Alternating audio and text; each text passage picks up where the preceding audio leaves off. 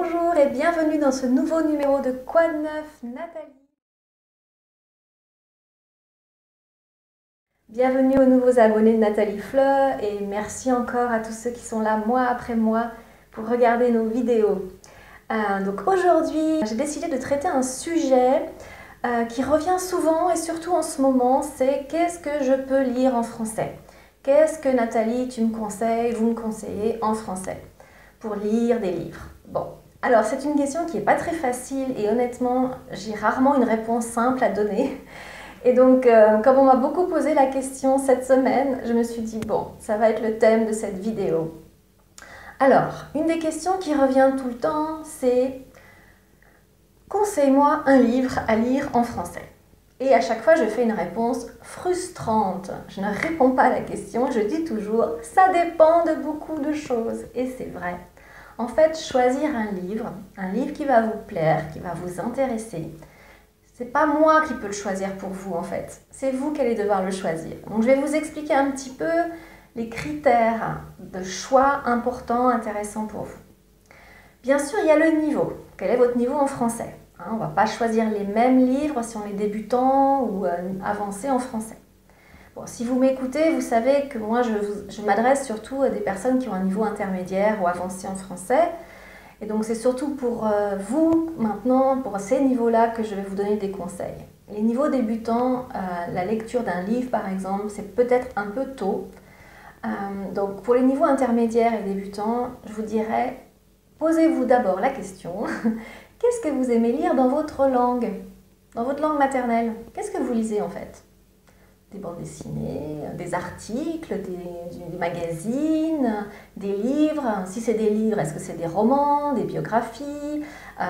Est-ce que c'est l'aventure, de la fiction plutôt suspense, comme des policiers, la science-fiction? Peu importe. Ça peut être aussi, et là j'aimerais bien insister sur ça, c'est pas forcément un livre qu'il faut absolument lire en français. Tout le monde me dit, oui, il faut que je lise un livre en français. Oui, pourquoi pas?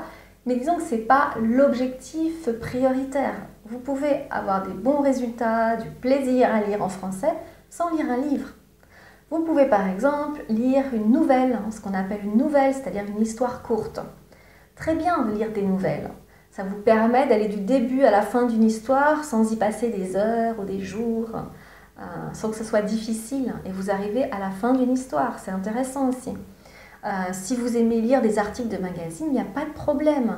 Il n'y a pas de bonne lecture et de mauvaise lecture. Je pense vraiment que ça c'est important à avoir en tête. Donc c'est pas le livre, l'objectif ultime. D'accord? Ça peut être progressif. Et souvent je conseille de ne pas commencer à lire un livre si vous n'avez pas l'habitude de lire des choses un peu plus courtes avant.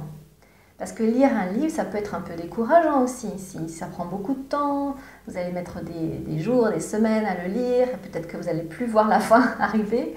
Donc pour ne pas vous décourager et avoir du plaisir, pourquoi pas commencer avec des formats plus courts. D'accord? Dans un prochain article ou une prochaine vidéo, je vais vous donner des conseils sur comment trouver ce type d'écrit, comment trouver des nouvelles, etc. Mais sachez qu'il existe beaucoup de solutions, y compris des solutions gratuites. Donc vraiment, si vous avez envie de lire, il y a des solutions. C'est vraiment pas un problème d'argent ou un problème de niveau en français. Il y a toujours moyen de trouver des lectures. D'accord? Donc le message que je voulais vous passer là, c'était partez de vos centres d'intérêt, de vos goûts. D'accord? Vos goûts en lecture dans votre langue maternelle et puis vous allez faire le même type de lecture en français. Et aussi, ce que je vous dis là, c'est important, c'est il n'y a pas que le livre, il n'y a pas que le roman, d'accord? Il n'y a pas que le gros livre, comme ça, de 500 pages à lire. Il y a toutes sortes de formats différents, d'accord? Donc ça, c'est un point très important. Ensuite, on me pose souvent des questions. Est-ce que je peux lire des livres traduits? Donc des livres d'auteurs étrangers traduits en français. Oui, surtout si vous n'avez pas l'habitude de lire en français, que vous n'avez pas encore un niveau avancé en français, ça peut être une solution. Pourquoi? Parce qu'en fait, souvent, les livres qui sont traduits n'ont pas la même complexité en français que les autres. Donc, c'est un français, on va dire, plus standard. Et donc, ça peut être plus facile à lire. Donc, pourquoi pas? Aussi, par exemple, si vous avez beaucoup aimé un livre dans votre langue, ou je sais pas, ou un livre que vous avez lu en anglais, par exemple, vous avez beaucoup aimé, eh ben, vous pouvez le trouver la version française et vous aurez déjà une connaissance de l'histoire, des personnages, et ça vous aidera en fait à entrer dans ce livre en français. Donc oui, un livre traduit, pourquoi pas. Par contre, je ne vous dis pas de lire que des livres traduits, hein. Je pense que c'est une étape pour vous sentir à l'aise pour lire un livre entier en français.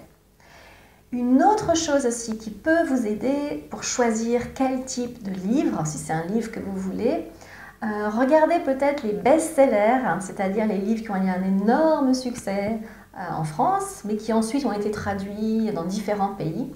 C'est en général un indicateur de livres qui ne sont pas forcément très littéraires, donc pas trop difficiles à lire. C'est le cas par exemple de tous les romans, ce qu'on appelle parfois de manière péjorative les romans de gare, hein. C'est ces romans, vous savez, qu'on peut lire dans le train, pendant les transports et qui ne vous demandent pas de réfléchir des heures pour les comprendre. Mais en fait, il ne faut pas dénigrer ce type de livre, hein. Je pense qu'un livre qui vous apporte du plaisir pour passer des heures, vous distraire, vous divertir, pourquoi pas? Il n'y a pas un seul type de livre. Donc là, dans ces best-sellers dont je parle, je pense par exemple à des auteurs comme Marc Lévy ou Guillaume Musso, qui écrivent des livres que je trouve se ressemblent un petit peu d'ailleurs. C'est souvent un peu un mélange de suspense, d'histoire d'amour, un petit peu parfois un petit peu de surnaturel, voilà, pas de la science-fiction. On est un peu dans des univers un peu parallèles parfois. Ça plaît beaucoup et c'est pas très difficile à lire. Donc pour un premier roman en français, pourquoi pas? Donc voilà, ça c'est des pistes pour vous. Donc là, le message ici que je voulais ajouter, c'était pas forcément des auteurs classiques, parce que les auteurs classiques sont difficiles à lire si vous n'êtes pas habitué. Il faut avoir un niveau avancé en français souvent. En plus, c'est un français qui n'est pas actuel et moderne, donc c'est pas forcément ce qui vous est le plus utile dans votre vie quotidienne si vous devez parler français. Donc plutôt que des auteurs classiques, allez plutôt voir les auteurs modernes. Et puis dans les modernes, allez voir ceux qui ont un énorme succès public. Donc s'ils ont un très très grand succès, en général c'est parce que ça s'adresse à tous les publics. Donc par exemple, ne cherchez pas en priorité à lire des prix Goncourt par exemple. C'est en général des très bons livres, mais des styles littéraires parfois difficiles d'accès pour les étrangers. D'accord? Donc ne visez pas l'excellence de la littérature française pour commencer à lire. Le risque, c'est de vous faire peur, de ne pas vous motiver beaucoup à terminer votre livre et ça c'est dommage. D'accord? Donc différents types de supports, il n'y a pas que le livre. Et puis si vous avez envie de lire un livre, ne visez pas trop tout de suite. Visez des choses qui sont accessibles. Et faites-vous plaisir, vraiment.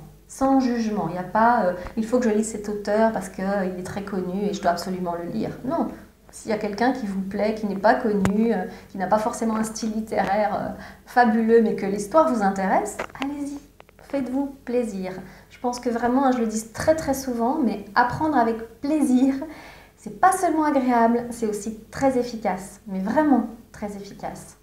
Et puis lire, c'est aussi connaître des univers différents, voyager, c'est connaître la culture française et francophone. Donc vraiment, allez-y, c'est un très très bon moyen d'améliorer votre français. Vous voyez, j'ai pensé à vous aujourd'hui, j'ai mis un t-shirt où vous reconnaissez Le Petit Prince. Pour la petite histoire, Le Petit Prince, je crois que c'est le livre qui a été le plus traduit, le livre français le plus traduit. Je l'ai acheté ce t-shirt au Panama, les inscriptions sont en anglais. Voilà, c'est une illustration. Le bon livre, le beau livre, il se transmet de génération en génération, il parcourt la planète. Ça, c'est une belle réussite. Donc, pourquoi pas lire Le Petit Prince aussi, Le Petit Prince de Saint-Exupéry. Par contre, il y a beaucoup de passés simples. Attention, ça peut parfois être un peu compliqué. Mais en tout cas, choisissez ce qui vous fait plaisir et dans une prochaine vidéo, un prochain article, je pourrais vous donner des conseils plus précis sur comment trouver des choses à lire gratuitement ou pas trop cher et puis comment faire pour que ça nous aide en français. Hein, comment concrètement s'y prendre pour que lire un livre ou lire des articles nous aide en français. Donc dites-moi dans les commentaires ou en réponse à l'email si ça vous intéresse d'en savoir plus. Et à ce moment-là, je vous prépare quelque chose. Voilà, je vous souhaite un très très bon mois d'août. Bonnes vacances à ceux qui sont en vacances, bon courage à ceux qui travaillent et je vous dis à très très bientôt. Au revoir!